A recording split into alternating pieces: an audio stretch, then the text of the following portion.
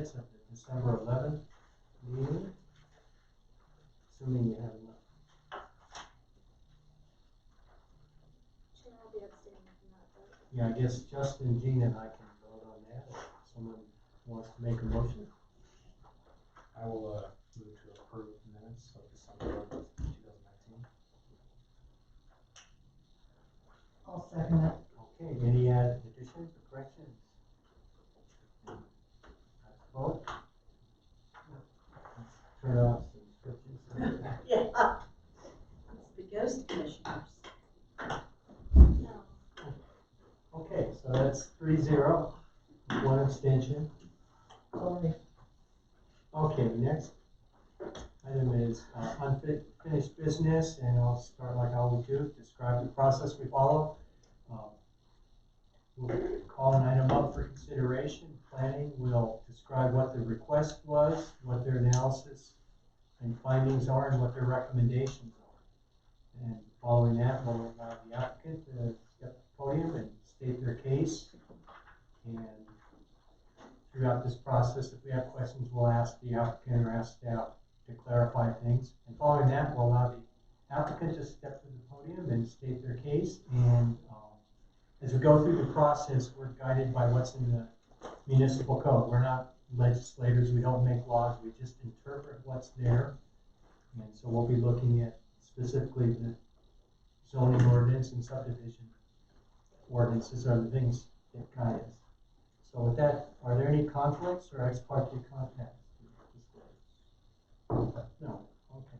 I'm going to turn this board off there. Okay, so first item of unfinished business is minor subdivision 1801 at replat 708 Manitou Avenue, Kyle Fenner for the Manitou Springs Metro District. So I did hear from Ms. Fenner right after I put out the memo that you have in your packet. And she said she's been trying to get a hold of Metro District.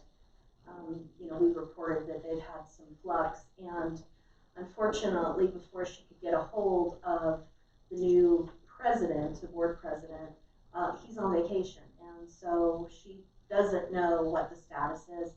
She asks for another month postponement so that she can make sure of whether they're wanting to move forward or not, and then would come into the February meeting if they do want to move forward. So I told her I would let the commission know, and it's up to you all whether you want to postpone it again or not. Okay.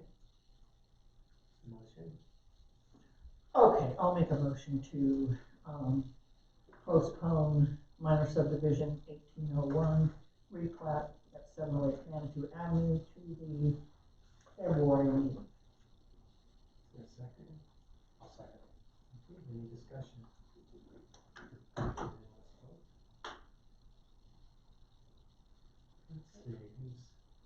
who's, oh, the one on the end. Yeah. Oh, it's not turned Just to off. be- Hold on. There we go. So that's 4-0. Thank you. Okay. Next item of business is minor conditional use 1909. Conditional use permit vacation rental 204 Crystal Hills Boulevard, Martha Scarello applicant. So the applicant is requesting the minor conditional use permit for short-term vacation rental. The request was postponed at the December meeting to allow some additional public notice, which has been done. The property is a 3-bedroom, 3-bath, 3,400 square foot on 2-level house. There's a 2-car attached garage and the driveway accessing the property. It's in the low-density residential zone district, which allows up to 5 units an acre with a minimum lot size of 8,700 square feet. And according to the county assessor's office, the subject property is 9,750, so just slightly oversized for the minimum in the zone. And it is a single pole platted lot. The owner proposes to remain in residence and reside in the basement of the home. The main floor, which has the 3 bedrooms and 1 3/4 baths, will be rented to guests. The owner and guests, I believe, will share the kitchen area, as the basement isn't a separate living unit, and which wouldn't be allowed under the zoning unless it had predated those zoning controls. So Staff has reviewed the criteria for a minor conditional use permit that you have in your packet that incorporates the requirements for vacation rental per the regulations in the city code. In regard to the surrounding neighborhood, that the value and qualities of the neighborhood surrounding the conditional use are not substantially injured. The property is not in the historic preservation district, so it's not subject to those design guidelines, and therefore that first item isn't applicable. That the proposed use is compatible in function and design. Surrounding properties are single unit residential with many homes owner occupied and some rented to long-term occupants. There are no vacation rentals within the required 500-foot separation distance. The applicant states that up to 7 off-street parking spaces are provided on the property, 2 in the garage and up to 5 in the driveway. The application doesn't specify a number of guests. Staff has used 2 persons per bedroom that's available for rental, so has based the staff report on 6 guests. So then the parking that would be required, and I'm sorry, I've got the wrong address on that little chart, but it would be 2 spaces for the resident and 3 spaces for up to 6 adult guests or 6 guests. So the required off-street parking would be 5, and the applicant notes that 7 are available. The applicant did indicate that they would accommodate, he would accommodate 1 RV potentially, so 1 RV and up to 2 guest vehicles in that situation, or up to 3 guest vehicles.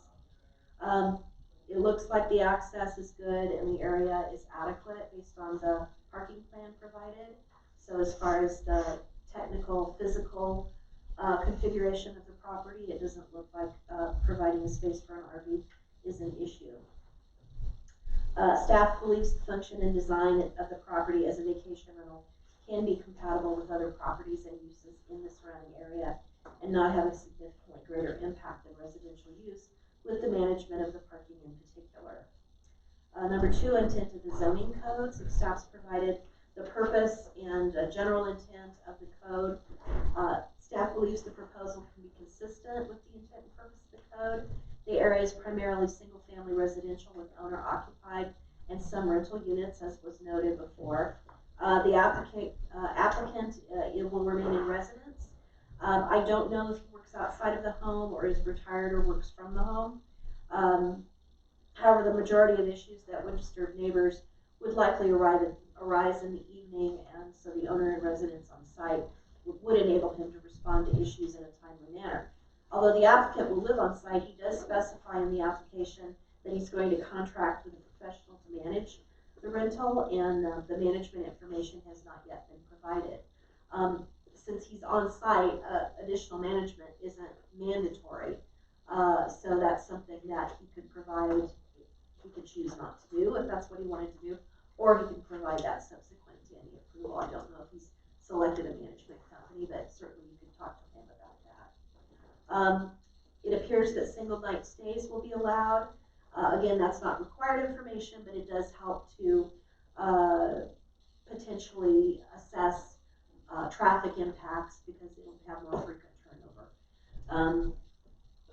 And it could be more of a significant concern if separate parties are rented out, because the occupant is in residence. He would be able to rent each of those 3 bedrooms to separate guest parties. And so that does, staff is not clear and the application is not clear whether he intends to do that. That does make coordination of parking and you know, the comings and goings of guest parties a little more intensive and a little more difficult. So it's something that I think the commission will probably want to talk to the applicant about. In regard to the vacation rental submission requirements, the owner has provided A, B, C. The site plan is provided. As I mentioned, the property is low density residential, and surrounding properties within the area for quite a distance are that same zone district. The adjacent owners are noted on an aerial photo of the area that's in your packet. The improvements on the property are shown on the site plan. The parking dimensions have been provided on a revised site plan that was submitted just prior to the last meeting, so you should have that in your packet. Staff notes the standard parking spaces are 9 by 18 for regular sized vehicles, and RV spaces are specified in the vacation rental code at 10 by 30. So staff's noted what the space dimensions are. There is a single space next to the driveway that's approximately 8 feet 9 inches by 30 feet. That space is wide enough to provide a compliant parking for a compact vehicle. The standard for which is 8 foot by 16 foot. So it's just under what's needed for a full-size vehicle. And I believe that space is designated as the owner's parking. So the RV space is more than enough length and enough width per the code, and the 2 stacked regular vehicle parking spaces are also more than adequate per the code. So there appears enough area on the driveway for parking to comply with the city standards. The density and separation, there's a map in the report that shows that this property is specifically not covered by those green areas that are the edges of the 500-foot areas around other vacation rentals.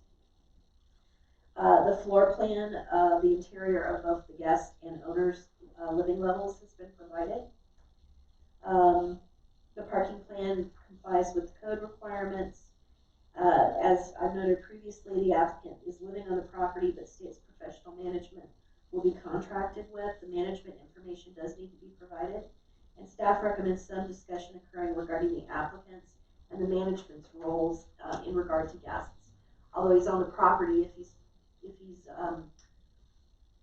contracting with management, is the intent then that he's not going to interact, potentially, or since he's there, will he take care of issues unless, say he's off, on a trip or something, and the management company will then need to be responsive overnight and at other times.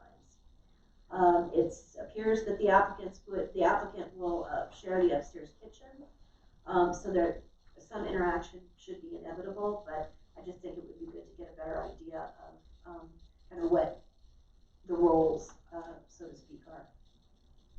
In regard to the comprehensive plan, the standard housing and neighborhoods section that's been cited in other vacation rentals is cited here. We have not yet reached the maximum number of vacation rentals. I believe we're at 47 after last month's meeting. 59 is the current allowable number. So we're 12 under what the total build out under the current code, I guess you could call it, would be. We've probably processed a significant number more of applications than what is actually operating, but we've had some in the last couple of years that have either subsequently just decided never to operate or have operated for a short period and decided it's just not for them. So we've been kind of hovering around the same 45, 47 number for a while. In regard to item 4 on page 5, the Manitou Springs has really not experienced frequent significant issues with vacation rental operations. It appears from recent information provided by code enforcement, and I mentioned this at the last meeting, the most frequent contact with the police department has been guests who locked themselves out and get home late at night, and for some reason the management, owner, whatever the situation is, isn't answering the phone at 3 o'clock in the morning.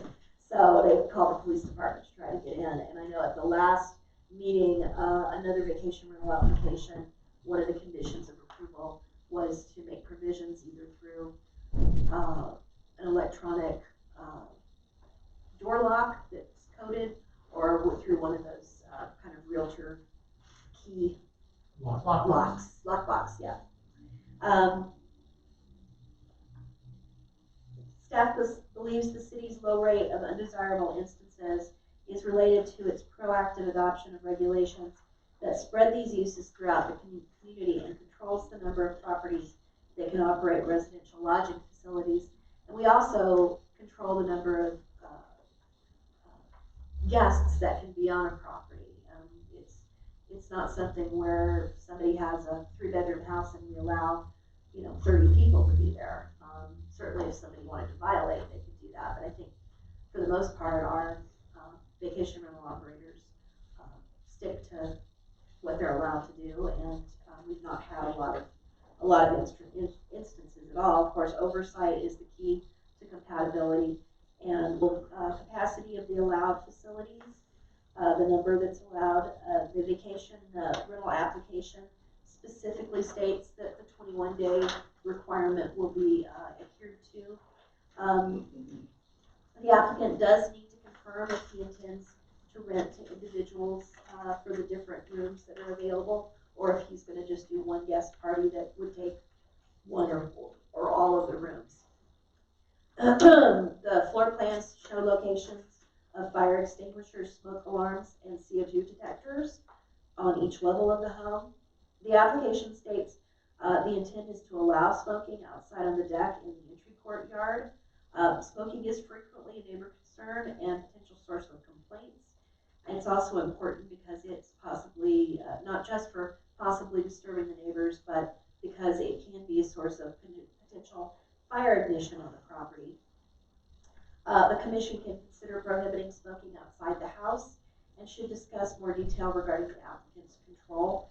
It might be helpful for, helpful for him to confirm that the closest adjacent neighbors don't have an issue with allowing smoking. The application also indicates pets will be allowed, and there is a fenced backyard. Guests or long-term renters are under the same requirements in regard to care of pets and avoiding nuisance situations.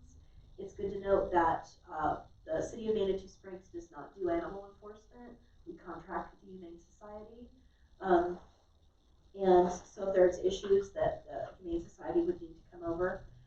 Staff recommends the applicant not allow guests to leave pets outside while away from the vacation rental, and that pets must be brought in overnight.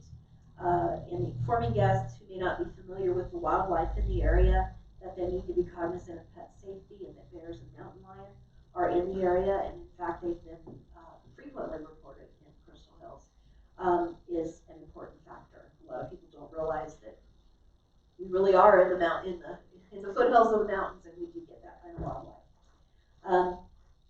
In regard to the occupancy, the fire department didn't comment on the proposed occupancy. Given the size of the home and the number of potential occupants, staff's not concerned the occupancy will exceed code limits for a single-family residential. Standard quiet hours have been acknowledged in regard to adherence with those code requirements. So in regard to the notice posted, the post that is required to be posted, and that'll need to be provided to the planning department to confirm compliance, and staff recommends a map be added showing an evacuation route in the case of wildfire or flood on Fountain Creek / Manitou Avenue, which could impact exiting the neighborhood, making people understand that they could get down Manitou Avenue, and if Fountain Creek is in a flood stage, that could impede their access. The creation of unreasonable noise or disturbance, so the posted notice should also provide information regarding that. And again, the applicant is living on site, so should be able to directly monitor for noise issues. Again, the 500-foot distance is not an issue. That's this property is not within that required separation to other vacation rentals. And so the management company information will need to be provided, and both the owner and manager's contact information will need to be on any business license. That's where our police department generally looks to try to contact if they need to do that overnight, and code enforcement also accesses that information. So the request has been advertised. It's been reposted, and new letters went out to the surrounding owners, and we received new mailing receipts. We had not gotten any neighbor or public comment regarding the request. We did get a call late today, and a lady was sending in, a neighbor was sending in a letter. I didn't get that by email, but a gentleman that's here tonight had a copy of that, and so we copied it and provided it for you. Unfortunately, I've not really been able to make it through the whole thing, so hopefully the gentleman can help cover what's in there, or we'll have to see if you want to take a few minutes to read the letter.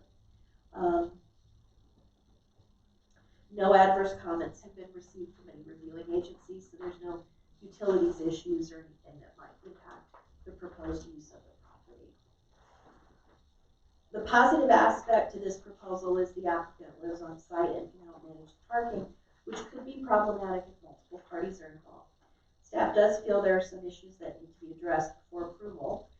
Information on if the applicant will rent to more than a single guest party of 6 or less persons, and information on how the guest and applicant's on-site parking will be managed, particularly important if there's more than a single guest party.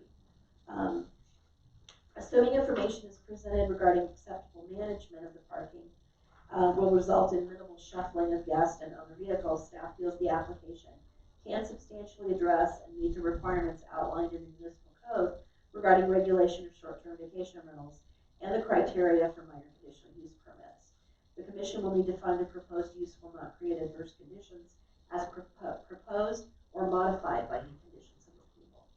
Therefore, assuming the above questions and issues are adequately addressed, staff provisionally recommends approval of MyCut 1907 for operation of short-term vacation rental at 204 Crystal Hills Boulevard with the conditions 1 through 6 as noted in the report. Any questions, Ms. Van? Yeah, I just have a question. Is this the letter you're talking about? Yes. Okay. Yes. And I noticed in that it mentions that there's a picture from Michael Myers. We have no picture? I read the letter and it mentions this picture and I'm like, I don't see the picture. We don't have any picture. Okay. All right. Anything else? Okay, with the applicant, step to the podium and state your name and address for the record. Mark Wescarello, 204 Crystal Hills Boulevard. Okay. And any thoughts about Yeah, the staff report? my friend Dave, brought to my attention that this was a possible thing to get a short-term rental permit. Never done anything like this before, so, but my cousin in Denver does it, and I have several other friends that do it. And so my plan basically is to hire a professional management team to oversee it, and then kind of have them do a walkthrough, and they've been around the block a million times. From my understanding, Airbnb actually screens the people that are prospective renters beforehand, so that's kind of comforting. And I read quickly through this letter, and they were kind of worried about stacked parking. And so there is 7 spaces of parking potentially in my driveway and double garage, but my way of thinking is a renter no more than 2 vehicles. So I don't plan on stacking cars in the driveway. So, but I think that the management company, with their experience, would be able to guide me on, parameters and what to allow and what not to allow, that kind of thing. And once we figure that out, I'll submit the proposal to the planning commission. So that's kind of my plan. Didn't really want to go forward with anything until I actually get the permit. So this would be step 1. Any questions? Yeah. Okay, so are you considering like superhost through Airbnb? Or are you considering a superhost through Airbnb, or are you just gonna look for management? In other words, have you explored that at all yet? I haven't at all. My logic is no point in going forward at all unless I actually get the permit. So if I get the permit, my understanding is I have a whole year before I even have to get the business license, so I have time. Also, the house probably needs to be fixed up a little bit. And then for short-term rentals, you probably have to get sheets and towels and all that kind of stuff, right? So there's a long to-do list. And Definitely need sheets. Exactly, so, but you know, journey of 1,000 miles starts with, I also noticed in this letter that, that the neighbor addressed that you don't commonly park in your own driveway. In the summer, you park underneath their shade tree. I have a 2.5 car garage and ample So parking. you're saying you don't park there? I never park on the street. Okay, Yeah, so good to I know. know what they're talking about. Just, I Yeah, know that guests in the, that in come the past, over. it really helps when you Right. have a Airbnb or vacation rental, Right. that you get to know your neighbors a little bit, that they Right. know who to call if there's a problem, that maybe go knock on their doors and tell them, hey, this is what I'm doing, so, you know, if you got a problem, call me. Right. Um, So she's saying that somebody's parking in front of their house in the under summer, their. that you don't park on your property. According to this letter, it says you park under their maple shade tree. You know, the That's what letter, it says. oh, I see, okay. It says who it's from, right here. Yeah, so that's why I was asking this, but, you I'll know, work it out with them. okay. Good answer. Go ahead. Any other questions? I just wanted to clarify a statement you made. You said, hey, I don't think this is on. Can you hear me? I'm good with that though. You just said something about not allowing more than 2 vehicles. That's my thinking. So this is a conditional use permit. Are you open to something like that? You're saying Again, you know, it's like an RV. In my mind, I don't know, you know, why, if you had an RV, why would you need Airbnb? And then there's this big, huge beast in front of my house. So that's my thinking on it. Again, I wanna coordinate with, you know, the management company. Maybe people with big RVs go from Airbnb to Airbnb, I don't know. So, I think it's just a little hard for us. Usually people have got their ducks in a row before they come, not, I'll get the permit and then I'll go figure out what I'm doing. And I will say that, for example, we know in this area that when it's time for Sturgis, we get a lot of people with a car with a trailer, and it's got a couple of motorcycles on it. And if you got a big driveway, you got a place to park that. right. So if you're allowing 2, is that considered 1 or 2? You know what I'm saying? Well, like, you know, did you see the? Oh, I plan of did, the I did, driveway? I'm just There's saying, plenty of when you room say, for- when you say 2 vehicles, yes, I realize it, I'm just saying that, you know, most people have they figured out their hard and fast rules before they come before us as to what they're going to allow and not, I'm gonna get a license and then I'll figure out whether I'm gonna allow pets or Gotcha. not, or that kind of thing. So do you Gotcha. know if you're gonna allow pets? I would like to leave that door open unless the management company says, hey, that's a can of worms, you know what I mean? But I would be open to it, I have a dog, so I'd be open to that. And then, people that have pets, you know, even motels now, more and more of them are allowing a dog or something, so. But I'm certainly open to people that travel with a dog or whatever. Yes, Justin. Sir, in your letter to the planning department on September 30th, you said smoking will not impact neighbors and will be allowed only outdoors on the deck or in the entry courtyard. I'm not saying it will or won't impact them, but I'm just curious why you made that statement. You know, I don't wanna have smoking in the house for sure, since you kind of brought up that it might be a fire hazard. May just ban smoking altogether. So you'd be okay if that was a condition? I would be, yeah, because, you know, Yeah. the forest is right there, you know what I Yeah, mean? my house is down the street. Yeah, Australia is burning. Do you expect to rent out to more than one party at the same time? I don't think so. I can't envision that. I mean, maybe if it's, I don't know, a couple friends traveling together, is that considered more than one party? Are you talking about No. one person? No, I'm saying like someone from Iowa sleeps in one room, someone from No. California in another room. No, I don't like that idea. I wanna do it with the minimum of brain damage, you know, if that makes sense. Okay, So, thank you. Any more?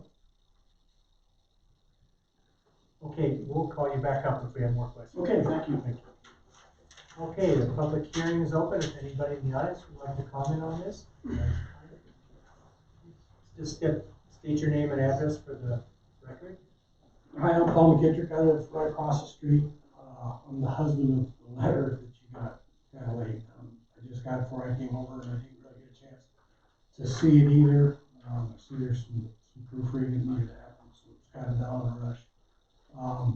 In regards to parking, you know, we have mailboxes that are fed from the street, mailbox from right up there. And we've had issues with renters in that area before that block mailboxes and just kind of move that area up a little bit. You know, so parking is a real concern. If a RV came in there and you couldn't get into the driveway, I mean, there's no doubt in your mind you're gonna block most office delivery. It's just not gonna happen. They're not gonna come to your door. They're just gonna drive by and you're not gonna get your mail. That's how Mark or mailman is. So that's a huge concern. Smoking was a big concern. It sounds like maybe that'll go away. But that was a big concern. I get up early, 4 o'clock, I leave work early. My concern would be just kind of late hours, things like that, and it is addressed in here, and 10 minutes, being quiet on it. Property value, we're really concerned, you know, that maybe that these are single-use homes and they should be exactly that, single-use homes, and that we're worried about property values possibly going down because of the extra traffic and the extra, you know, like Mark said, you're gonna try to vet these folks coming in, but you know, maybe you don't know who you're gonna get. But there's a concern for us there. And then you've got the letter, I'll let you kind of look through that, but those are our concerns. Any questions? You are aware that if you do pass a conditional use, that, you know, if there is a problem, you can complain. We had a problem in the past where there was a real problem property, and nobody ever called us, nobody ever called the city. But once it went out of business, another neighbor wanted to open one, and all these people showed up and said, yeah, but the one at this end was like, well, did anybody ever pick up the phone and let us know? Because they are conditional. If there is a problem created by one and we get complaints, we can do something about it. You do complaints here, or do you just write a formal Planning letter? department. There's a couple of different avenues. We have an 800 number on site that's 24 hours, or on our website, it's 24 hours, that's a complaint line. And that goes to our, what's called host compliance. It's our monitoring company. But then they pass that on to us, and then also people can call code enforcement, and the code enforcement officer will address it. That's all I have. Thank you. Anybody else in the audience like to address this item? Okay, hearings. So, my concern would be the stacked parking is always problematic to me, and the only way I would be comfortable approving that if we also had a requirement that all owner vehicles must be parked on the property and not on the street, even though that's legal to park down the street or in front of my house or whatever, it would be a requirement. Just because of the nature of the stacked parking, I think it makes it a challenge, and so it would be reasonable to have that as a requirement. So for the conditional use, it would just be all gas park in the driveway. And then for compliance, is that? Well, yeah, and what I would like to Yes, say and is, owner. and all gas and or parking will be on the property, because I just happen to have one around the corner from me that represented they had sufficient parking, and they have 3 cars and 2 park on the street. And we didn't have a condition in there saying otherwise, So all owner vehicles and guests must park in the driveway. on property.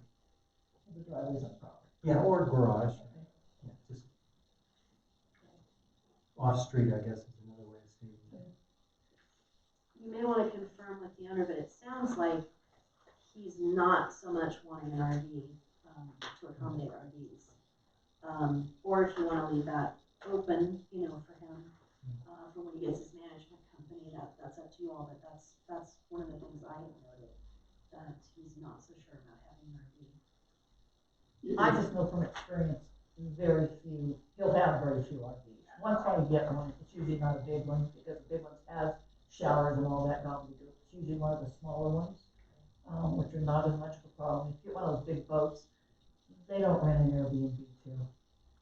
They just don't, because they've got all that stuff on their RV, so they don't need it. That's been my experience. He will obviously, every year we do get people from Sturgis, and, you know, with motorcycles, I get lots of inquiries, lots I have to turn away, because people have, you know, a trailer or something.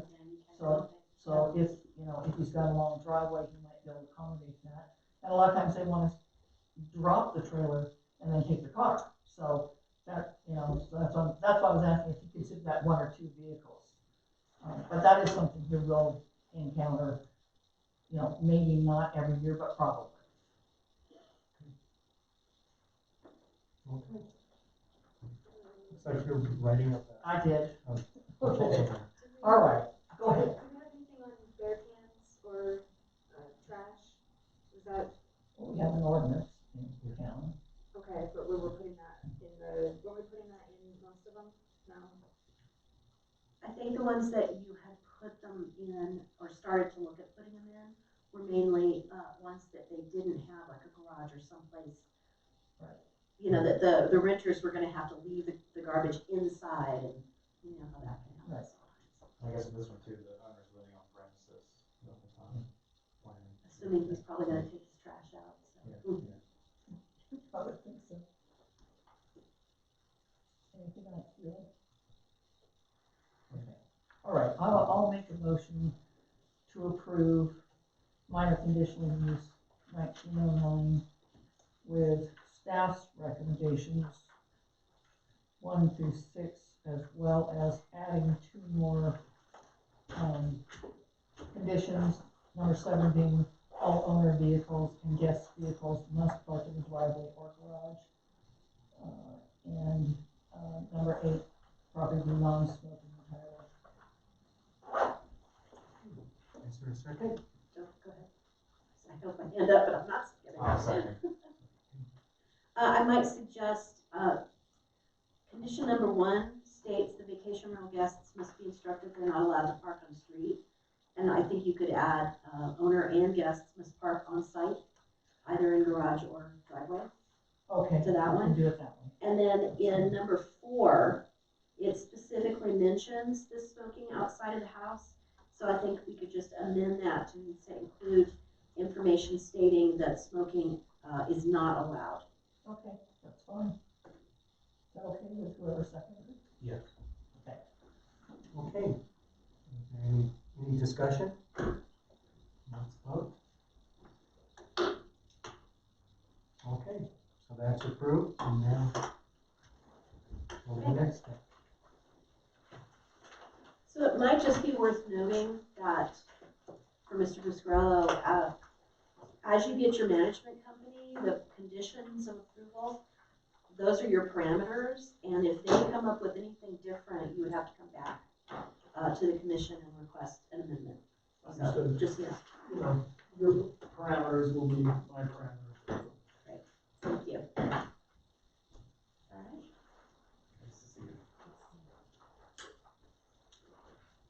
Okay, next item of business is rezone 1903, commercial to general residential, public hearing, 444 East Mountain Place. Karen Cullen, applicant, on behalf of Gordon White owner. So this item did come before you at the last meeting for their preliminary meeting, and now you set the public hearing at that meeting for tonight. The property was formerly part of a commercial operation that is existing to the north and fronts on Manitou Avenue. Due to the failure of a retaining wall in back of that auto garage years ago, a new, much larger, taller retaining wall was constructed, and that really serves as the boundary between these two properties. And the property was subdivided with the commercial lot on Manitou Avenue, and then this lot, which really accesses through the residential neighborhood of Fountain Place. And there's a pretty significant grade change between Manitou Avenue And this property, unfortunately, at the time of the subdivision, the city didn't require a rezoning, which would have made sense. And so we have commercial zoning all the way up to Fountain Place that's on this vacant part of the property. So it is a whole platted lot, Jackie's subdivision number 2, lot 2. It's approximately 11,495 square feet. Under the general residential zone, that would allow up to 10 units an acre and 4,400 square feet of lot size minimum. The property is large enough to split into 2 generous single home parcels, which is what the current owner has indicated that he plans to do subsequent to this rezoning. That replat should be eligible for the minor subdivision, the administrative minor subdivision, because I don't believe there's going to be any variances or waivers required. So we would process that 2-lot subdivision administratively. The requirements for a rezoning application have been provided. Since the legal description isn't a meets and bounds, we don't have to have a surveyor confirm that. And so that makes doing the rezoning ordinance a little bit easier and quicker. The property has been posted and advertised. The notices have been sent out. There weren't any initial, or they were sent out for the initial meeting. There were no requirement for new notices to be done for the public hearing.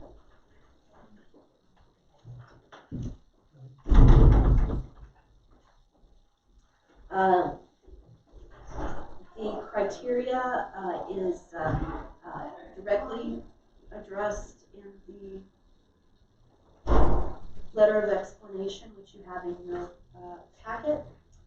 The criterion is addressed directly in the narrative and supports approval of the requested rezoning.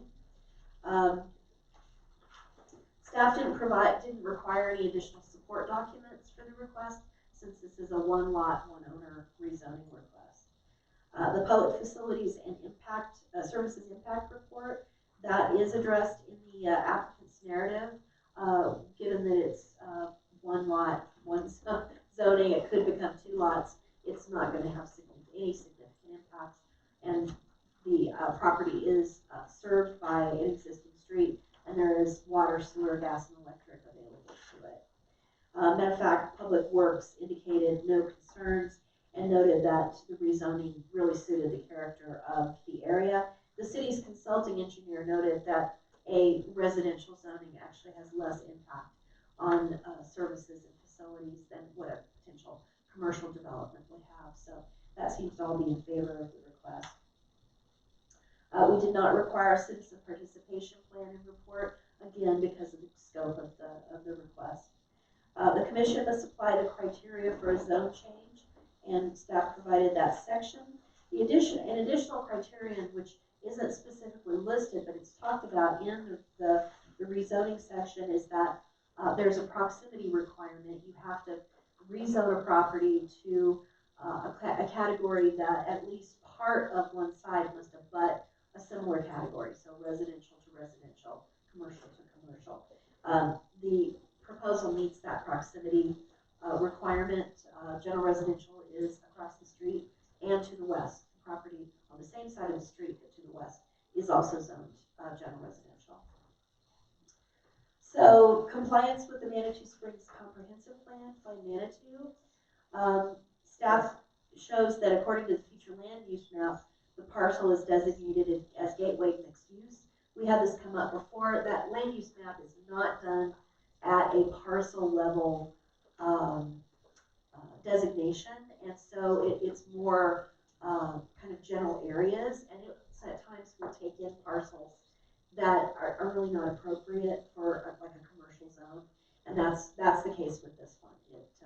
It kind of got pulled in because it was just kind of they were I guess drawing kind of blobs, you could say, and didn't get down to enough detail to see what the issue would be with this being commercial. It's staff's determination that from the standpoint of just access through the residential neighborhood and topographical separation from the property, of the property from Manitou Avenue, the proposed zone is appropriate and consistent with the physical circumstances of the site, and therefore staff believes the request meets the intent of the city's comprehensive plan. Compliance with all statutory provisions. Staff's provided both the allowed uses in the commercial zone district and then the uses allowed in the general residential zone with the general residential zone purpose statement. I think if you review those, staff find the location is better suited for residential development as allowed in the general residential zone, and the property, as we've noted, is large enough for up to 2 residential units. Whether there's been a substantial change in character of the neighborhood. Staff isn't certain when the current zoning designation was put in place on the property. It's been the commercial zone for more than 30 years, and maybe as far back as 1975 when a lot of these designations were created. The proposed development is residential, which would not be allowed under the current zone designation, and the surrounding area has been residential in character since it began developing in the 50s and 60s.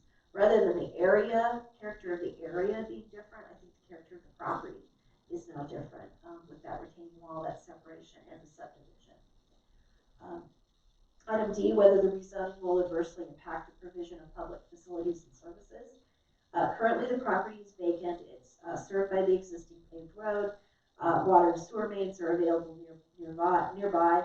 The proposed rezoning will benefit the adjacent street and public utilities by allowing residential development, which will generate less demand. Future residential development can easily be served by fire and police services as well. Item E, whether the proposed rezoning is compatible with surrounding land use. Staff believes the proposed rezoning is more compatible than the current zoning, and when the parent parcel was replatted, it would have been optimal, and we would at this point in time, if this was coming forward as a replat tonight, we would have required that rezoning as a condition of that approval. Whether the subject land is suitable for the intended use, and there's no indication that the subject land cannot be developed for residential use. There are some constraints, physical constraints, because of that retaining wall and the subsurface supports for that retaining wall, but they don't render the property unbuildable. You just have to engineer for that, and so that shouldn't be a problem. Given the location on East Fountain Place in an area where other residential properties are immediately adjacent, and the access to the property is via a residential street, it's staff's determination the general residential zone district is most appropriate for this property. Staff also finds the proposed zoning change is justified based on good zoning practice. Staff did receive one inquiry from a member of the public. The neighborhood surrounding this property, the residential area surrounding it, has in the past been pretty concerned about what this property was going to become. Once we informed them what the proposal was to rezone and what the owner had indicated the development plan was, they were satisfied and didn't have any adverse comments. And you can see there's not a ton of people here tonight. So staff does recommend the Planning Commission forward a recommendation for approval of RE 1903 to the City Council for rezoning the property known as 444 East Fountain Place from commercial to general residential with the findings A through F as noted in the report. Questions? Okay, applicant might come to the podium, state your name and address for the record. Karen Cullen, I live at 208 Rexton Avenue. I'm here representing Gordon White for 444 East Fountain Place. I think the planning report is pretty straightforward. It seems to be less dense, and I think that it's just the best use of the property for sure. So I know that he's kind of anxious to try and get working on zoning, rezoning, or replatting the property, but we are still waiting on Colorado Springs utilities for gas assessment as well as the plat. That's it. Do you have any questions for me? No, but I applaud you just because it's very clean. It's just nice to have something that's complete. It's like, okay, there's isn't a lot of gray area, and you're not going, we don't know what we're doing. It's nice. We've done this a few times. Okay, would anybody in the audience like to discuss this? When our public hearing is closed.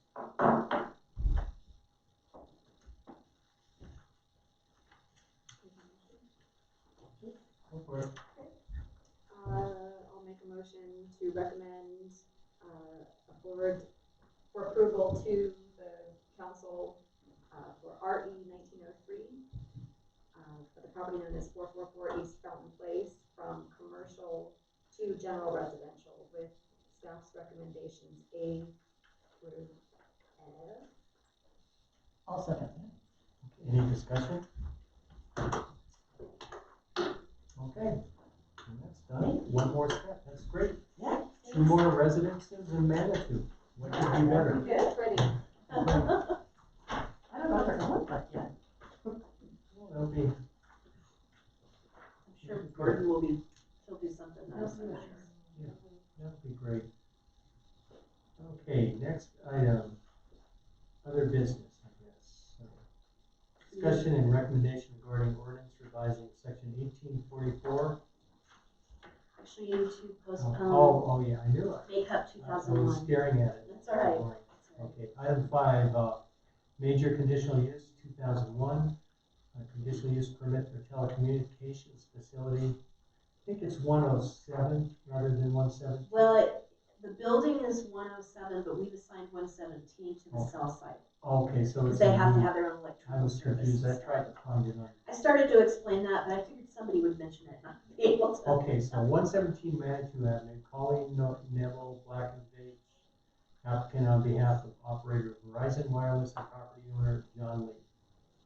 So the applicant, after receiving the staff report, they felt it would be better to postpone the request and allow them to get the couple of the one letter and the one report that they need to present, and then they'll cure the notice issue and re-notify at a 500-foot distance instead of the 200-foot.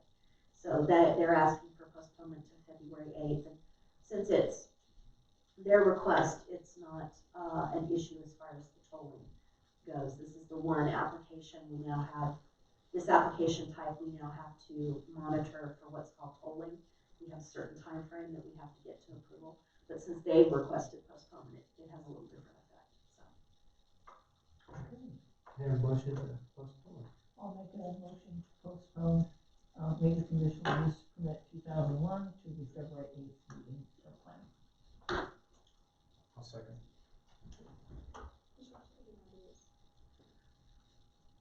They're gonna change a little bit, so I'll have to reissue. Okay, so that's postponed. Next item is discussion and recommendation regarding ordinance revising section 1844 of the zoning regulations amending public notice requirements. So this is a code that is updating the notice requirements for both the zoning and subdivision code. Just bringing them, there's a few little deficiencies that we've noticed over the years, one of which there's no time frame currently stated in the ordinance for either the mailed notification or the posting in the paper, I believe, or either posting in the paper or posting on the property. That the 10 days requirement only applies to one of the 3 notification types. And so we want to make sure that we're more clear as far as that it's 10 days for all of those. And then there are just some increased parameters for what that notification needs to contain. Even the mail notice needs to have I believe it's talking that it needs to have a map. Just upgrades a little bit. It's not real significant changes, but it just provides some changes that basically that mainly the city attorney wanted to include, and you can see there's a lot of sections where it's just one sentence is removed or that type of thing. I did provide an overview of the different requirements. I pulled those out. So like proposed ordinance section 1, that would be this section here that's on the first page, not the section of the ordinance in the municipal code, but the section in this ordinance is what this keys to. So when I say proposed ordinance section 1, that's this ordinance.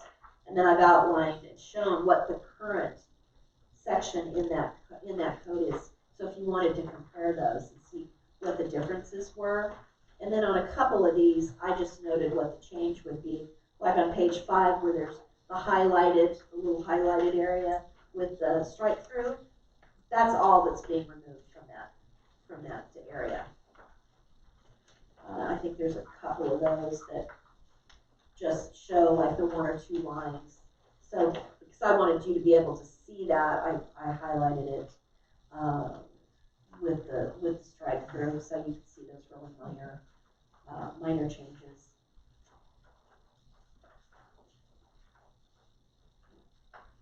And then some of that is deleted entirely because it's being picked up in another section of the proposed code. So you still have the appeals process. There's still, the outline of what a hearing has to contain and that type of thing.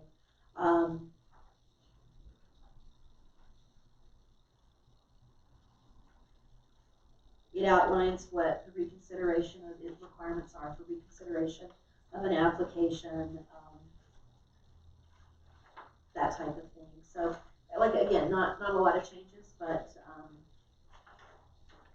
I think some good changes. So if there's questions, I'm more than happy to try and answer them. This is just meeting your deficiencies and making it consistent. Right. And your corporate account attorney has already reviewed it. He actually drafted the code, yeah. And we've reviewed it with him. We've already made some tweaks, some things that, he had proposed that we not allow applications to be resubmitted after they've been denied.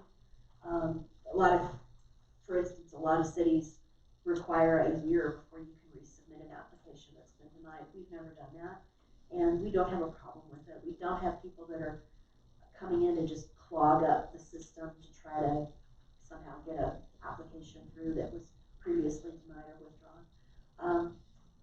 So, it's just a little friendlier approach that we generally take.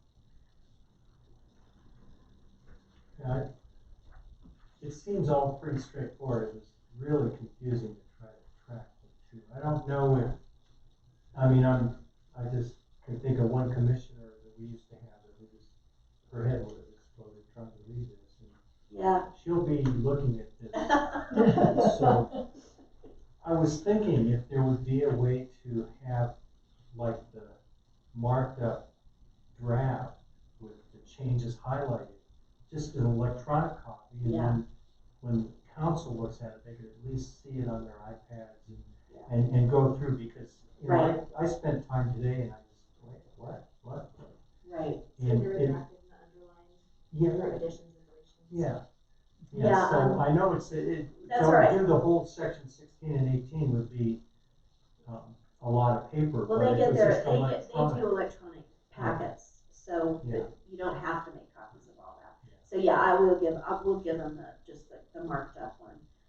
And maybe I've done this with HPC because HPC is actually doing some other code revisions, but we're incorporating this within that process as well, so that it's consistent all across our major, land use and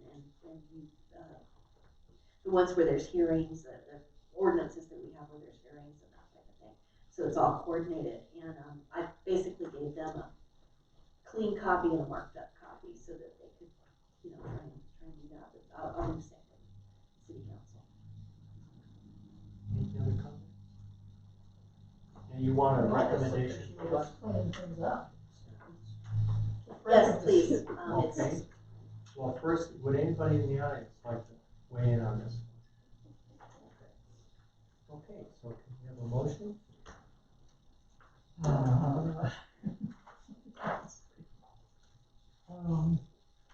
I guess I'd like to make a recommendation You just say recommend adoption. recommend adoption of the new version of the, section 18.44 of the zoning regulations regarding the public notice requirements. Any discussion? Okay. Okay, that is unanimous. So, let's see. Okay, next item, presentation of the mobility study. The mouse. Is it over here? It's over there, yes. Sorry about that. That's okay. Thank you, Erin. Good evening, planning commission. Can you hear me okay? Is that good? This is a 35-page PowerPoint, and I'm going to go very quickly. Who are you? Okay, my name is Laura Newman, and I'm the project manager on the mobility study as well as the future of Hiawatha Gardens. And this evening, we were strongly encouraged to give an update to the planning commission on what we will be presenting to city council on January 28th. Thank you. And I've been involved with the project for about a year and a half. And again, I'm going to go quickly through the presentation because I want to make sure we're focused on any questions that you may have or comments versus things that you're not concerned with. I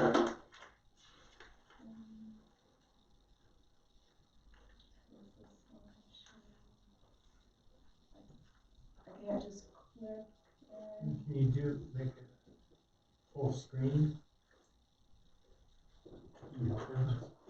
where's the slide? I'm sorry, is it right here? No? Okay, I'm sorry. Thank you for helping me. There we go. Very good.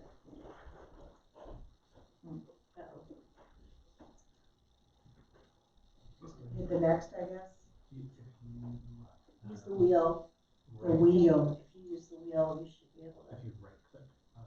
Left click. Left click. Left click. Left click. Sorry, thank you. Introductions, I have introduced myself, and who is not present with me this evening is the professional firm that was engaged to do this study, a firm by the name of Kenley Horn. And there were 3 stakeholders that paid for this study, and they are the city of Manitou Springs, the city of Colorado Springs, and the COG, each contributing $50,000 toward this study for a total of $150,000. A little bit about the planning process that's taken place over the past, I would say, 14 months. It certainly is based on Plan Manitou as the framework for the plan. And also we took a look at all the different neighborhood and corridor plans, with Buxton being a very specific one that we studied, as well as existing regulations and cost parameters. Kind of important in the planning process is that spring of last year, we did an assessment, kind of a state of the union of what both transportation and mobility was like here in Manitou Springs. And mobility is much more than just transportation with wheels. It's the effective ability to move people through our community. We set some goals in summer of last year. We did some different scenario plannings, which I'll take you through. And then we hope for the implementation of the plan at the city council regular session in the middle of February. We're going to make 5 key recommendations for their consideration. A lot of community engagement. You can never seem to have enough, but we did have, as you can see up here, I won't read through all of it, individual stakeholder meetings, 3 different community workshops, surveys. We also had a group that I'll give you the list of who was included in that, a group, a project action committee that represented a number of different stakeholders that we met with regularly. And then we provided ongoing updates to city council. You can see some of the different events that we had, the ice cream social during the marathon, which was very interesting because not only were residents, but a lot of people from out of town that gave us a lot of great feedback during that time, the wine festival, and then all the way through just this last winter. So how we made the decisions, the community had a lot of input. Then there's certain stakeholder groups that you'll see momentarily. Then we had our particular group of individuals that met regularly. There is an executive committee, and that was a representation of the COG, of the City of Manitou Springs, of the City of Colorado Springs, and myself as the project manager, and then of course City Council. These are the people or the entities that made up the Project Advisory Committee. You can see it's pretty broad. In hindsight, if I could say, I think someone from the Planning Commission should have been part of our group, because I feel like we're pretty far along in the process, and I got some feedback very recently that our community meetings conflicted with your meetings, and so there wasn't a lot of involvement. And I can just say I apologize for that. I don't know how that oversight actually occurred. We had a member of planning staff on the Project Action Committee, but not the commission itself. But you can see the list of representation here. And this vision we took directly from the city's comprehensive plan with a strong focus on residents, because those are the people who live here year round, and their voice was very important to us.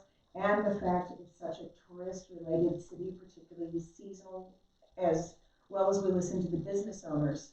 And sometimes those three conflicted when we talked about mobility. So that's just kind of important to know. For example, I'll give you one conflict that we're resolving, but business owners want, in general, people in their cars to be able to be right in front of their businesses, to have people using their businesses.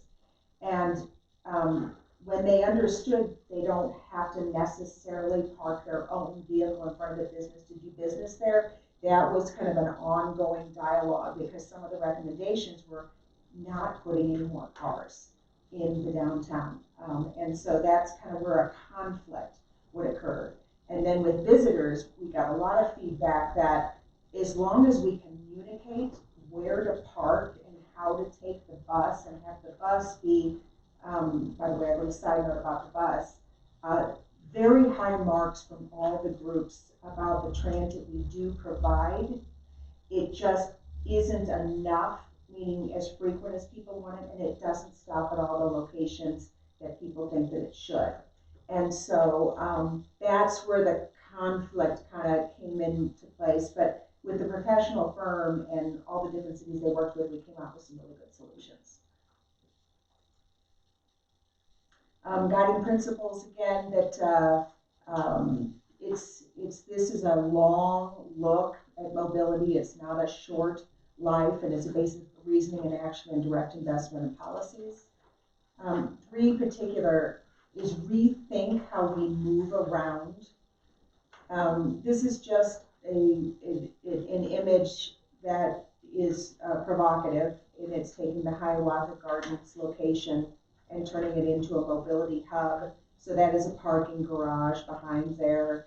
It has some green living walls. That little blue line is the location of all the different springs in Manitou, to give it a little bit different appeal than some other garages. And then you can see that living area where people can gather and have meals and so forth. And then of course the bus is there. And so this is part of the rethinking. Redefine how we use our streets, again, somewhat controversial, is perhaps closing some streets, making one-way streets, making the streets themselves more appealing and safer for pedestrians is what that look is. And then reimagining the public realm, very creative, but taking particular areas and making them more interactive and social within the streets themselves, including, by the way, Lover's Lane. This is not Lover's Lane, this is just one of the other. Recommendations. This is how we screen the project. So a lot of ideas, a lot of people have really great ideas. So here's 4 really good ideas initially. The Hiawatha Gardens parking garage, making a mobility boulevard versus just a street on Manitou Avenue, put in the parking garage at Wichita that a lot of really great smart people were working on, and creating an alternative route to Ruxton up on the hillside. 4 really great creative ideas. However, we had and those are just 4 of them. There were 40, 50. We had the job of making sure they aligned with Plan Manitou, and in some cases, they did not. And so we did not make them part of our recommendations, but for the sake of history, we are including them in the final master plan so that when things evolve, and Plan Manitou may evolve, and some different things are decided within the city, we can dust them off perhaps and reconsider them. But things like the Wichita parking garage is that the firm particularly did not feel putting more people driving downtown, regardless of whether it's a parking place or not, but putting more cars downtown was in the best interest of Manitou, and it did not align with Plan Manitou.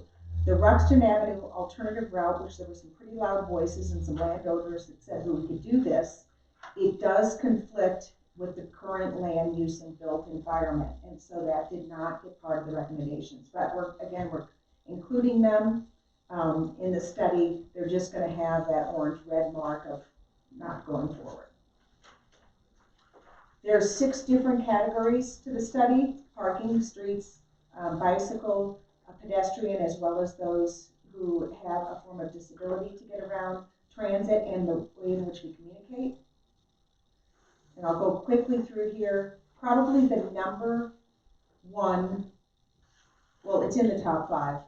Transit, greater transit service with new routes and enhanced frequency and the ability to get on the bus in different locations and mobility hubs is going to be a big part of the recommendation, including not only Hiawatha Gardens, but at the COG itself, which means the COG would lose some parking, which is a little controversial for some people.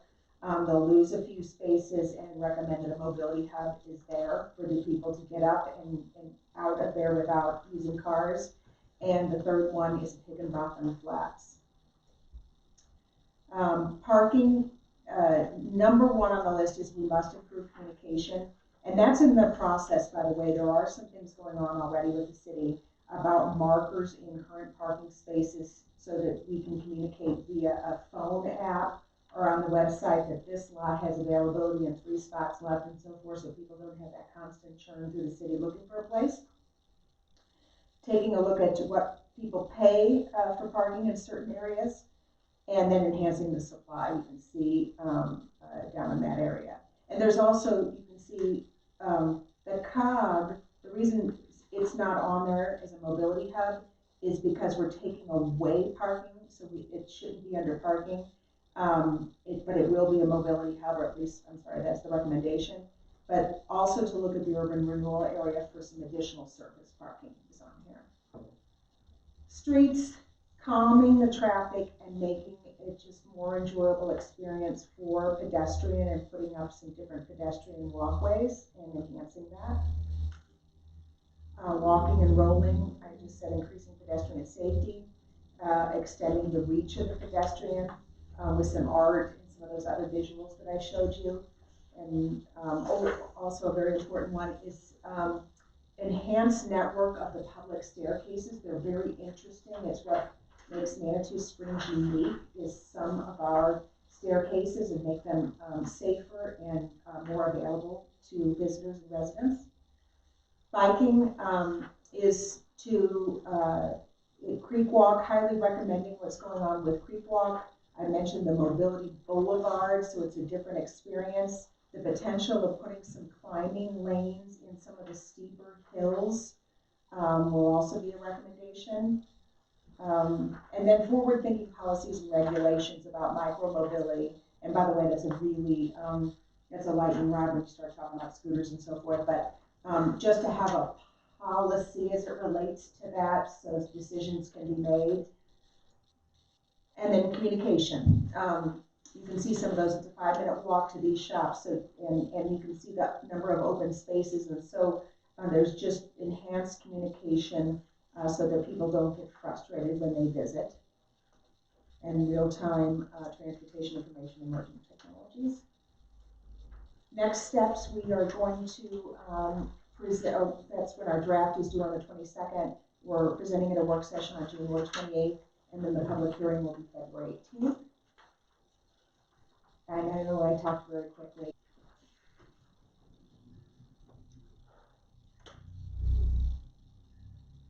I have a question. Mhm. I'm seeing a mobility hub at Hiawatha Gardens. Is that a mobility hub that's strictly inter-Manitou transit, or is that gonna coordinate with Colorado Springs? We would love to have regional solutions with Colorado Springs and some other activities as well, other amenities and locations. So that is part of the recommendation. And Hiawatha Gardens, if I could, is a parallel track. There is a group that's talking about the future of Hiawatha Gardens that knows that now that the mobility study recommendation says that parking should go there. Last year, City Council adopted a resolution that said that they would protect the historically relevant portions of the building. It's on the historic districts, or the historically relevant sections of the building. I believe that will be revisited with City Council during this presentation about the future of Hiawatha Gardens, because with the building, you can have so many spaces. Without the building, you can have more, and so that will become a whole conversation in and of itself. But then again, a humongous garage with 500 spaces is probably not in line with Plan Manitou either, some big monstrosity, so it needs to be carefully decided. But Hiawatha Gardens is the #1 spot for a multitude of mobility and regional solutions. Particularly knowing in Colorado Springs that Olympic Museum's going up, the stadium with a lot of traffic is going up, the COG will be reopening, the Broadmoor will have different offerings, and so a lot of people will want to experience different amenities and perhaps not drive. And so there's a method of getting those all connected, in our opinion. What would be your horizon? So you just referred to a massive garage with 500 Yes. spaces may not be compatible Right. with many different entities, but what would be your horizon? If 500 isn't acceptable, is 100, and then what sort of a planning horizon is that? Right. Very smart people believe we have to have a solution of some sort in place by the time the COG reopens in 2021. That we need to have a grander solution than what we presently have, and so that we need to do something in that regard. Manitou Springs does own a preliminary study from the firm of Kimberly Horn about a garage at Hiawatha Gardens that ranges from 200 to upwards to 450, I think, without the building there. There's a sweet spot of maybe 300. I think that will be considered with all sorts of different funding sources. I think that will be discussed at City Council, because there is a clock ticking about what are we going to do when a lot more tourists come to use the COG when it reopens. So it's strongly recommended that we have an interim plan and then a longer term solution. I wanted to say one more thing that just escaped. I wanted to say, as a reminder, the agreement with the COG, as controversial as that may be, but it is in writing, is that they are willing to match, starting at $500,000, any investment Manitou Springs will do to enhance parking. And upon further research, because it's important to me, is the purchase of the Hiawatha Gardens site at a little over $1 million back in 2016 can be considered as part of that match. That we already own it, so we could. Now that doesn't buy a 300 car garage. A 300 car garage is in the neighborhood of $9 million upwards to $11 million. But it's something. It's something to get it designed. It's something to get it started while people are looking at grants and PPACG and PPRTA and all sorts of things. We could get it started. It's just, what is council's direction? And I know it's a brand new council, they're going to be overwhelmed when we present at that time. But again, that was my role and assignment to meet this deadline. They may choose to temper it for another month or so, but at least we'll give them the information to consider. When you're looking at stuff like on Ruxton and some of the shared stuff, bike lanes and all that, it has a big impact on residential Yes. parking. How did you have much interaction with residential people on? We had quite a bit, and that continues to be ongoing because Ruxton, mobility started touching a lot of things. Mobility started touching Hiawatha Gardens, and it started touching Ruxton, that was also an independent and has some different funding for Ruxton as well. But then it got mixed in under the same umbrella, and so when the firm is gonna make recommendations about the mobility study, Ruxton's preliminary recommendations are gonna be in there as well, with a lot of residential input. And again, there's some conflict involved. The firm will talk about all sorts of things. They will talk about residential only, going up in that area. They're gonna talk about controlling traffic by season. We've heard, and Karen's one of them that's been somewhat vocal in a very polite and respectful way, but the people that live on Roxton tell stories of, in the summer, they can't even get out of their own driveway. Okay, so like it's a big deal. Hence why I'm here. Okay, so that must be resolved. Now, part of how that will somewhat be resolved is if you saw the traffic study of how many times a person in a single car will attempt to keep going up there when there are 0 parking spaces, we think we can stop that with communication. Then if you have reliable transportation for tourists that they can trust, there's no need for them to drive up there either. And so there's a number of different portions of the recommendations for Ruxton that will be considered. There's also something to do with utility work that has to happen along that thoroughfare that's really part of the Ruxton study that I don't have intimate knowledge of, but I have enough to know how it will fit in with the mobility study. Did that answer your question? We've had a lot of input from. I want to let Karen, since she's sat through this whole process. Would you like to stand, Karen? Do you want to stand? Okay. So, my biggest concern was taking away the parking spaces, potentially even for residents, even if they change the way the pattern is, because the dynamics of the neighborhood change. So when the parking first went in, the residential parking plans went in 2013. So there were lots of open spaces in front of our huge 6-bedroom house that we had and the other house that doesn't have any parking. But that changes because the house has been sold, the dynamics of the families changed, the renters in the areas changed. Some rentals have 2 cars, some change to 4. So the dynamics change yearly, and even with just one house rental, so or sale. So changing it so that you're reducing it more could enhance the problem at a greater length. So I certainly understand the fact that people troll Ruxton and have continued to troll Ruxton to go up to park constantly. And they park on Saturdays and Sundays, even if they got the red bags over there that says residential only, they still park. With their signs that say, I love parking. Right. So my biggest concern, obviously I live on Ruxton. I respect the plans and things that they have, but I also understand that a parking space is $20,000 a piece. Mm-hmm. That's at a minimum. Concrete's gone up. It's probably about $25,000 a piece.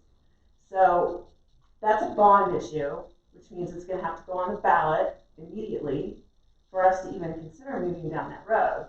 And the COG's supposed to open in 2021, which is extremely ambitious. Yeah. And I commend everybody for trying to put in all this time and effort. But knowing the Manitou Springs budget as it is, I just don't see it being feasible. But we do have to do something. And that is our biggest economic development issue in this entire town. Mm-hmm. Yeah. So, it's 25,000 I agree here. So 300 times 25,000. That's like 10 million roughly. That's in line with what the estimate Yes. very much is. Mm-hmm. I mean, I think we're all sitting here and we know that at this point in time, council made the decision tomorrow to somehow fund a parking garage, there's no way it's gonna get built by May of 2021. No, not at all. Yeah, and it's not even clear that a bond issue would pass. And it may not, it wouldn't necessarily go to bond issue, the city could do it as a lease purchase, which wouldn't require a public vote, but even that, you know, it's gonna take 6 months to get plans, so, yeah. You know, Well, and construction's probably a year. And we also have a URA that is going, could help and Right. facilitate enormously. Yes, Right. yes. And you we mean- need to take advantage of that. We need to take advantage of that You URA. mean with regard to having some of the parking in the. Both, And and financing. and financing. They've got funding. They also have land. They don't own the land. I know, but there is some down there. And there That are also they some, could buy. and there is some very reasonable redevelopment land Yes. down there that could be repurposed into parking. Yes. Okay, well, this has been good. Thank you. Thank you. Anything else, people? Okay, Thank you very much. so, notice of council action and updates, it looks like we're done with that too. Don't really have anything on that. Okay, then, we're adjourned. Okay, Karen, Okey-dokey. now that you are free to